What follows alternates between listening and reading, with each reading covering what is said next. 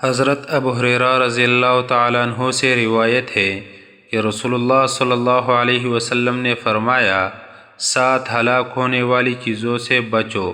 صحابہ رضی اللہ عنہم نے عرض کیا، یا رسول اللہ صلی اللہ علیہ وسلم وہ کون سی ہے؟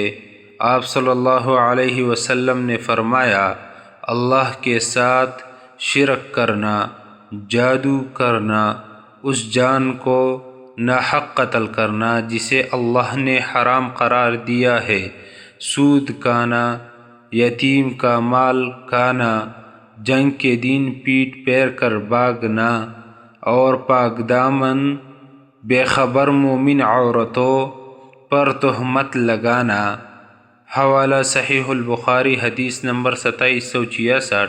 حضرت ابو ذر رضی اللہ تعالیٰ عنہ سے روایت ہے کہ رسول اللہ صلی اللہ علیہ وسلم نے فرمایا، اللہ تعالیٰ فرماتا ہے، اے میرے بندو، میں نے ظلم کو اپنے اوپر حرام کر لیا ہے اور تمہارے درمیان بھی اسے حرام قرار دیا ہے، لہٰذا ایک دوسرے پر ظلم نہ کرو۔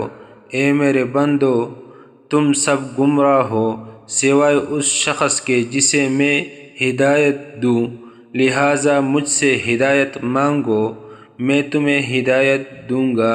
اے میرے بندو، تم سب بھوکے ہو سوائے اس کے جسے میں کھلاؤں، لہٰذا مجھ سے کھانا مانگو، میں تمہیں کھلاؤں گا۔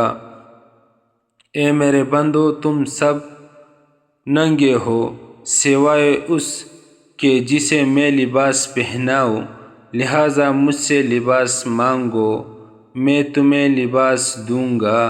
اے میرے بندو، تم رات اور دن گناہ کرتے ہو اور میں تمام گناہوں کو معاف کرتا ہوں، لہٰذا مجھ سے مغفرت مانگو، میں تمہیں بخش دوں گا۔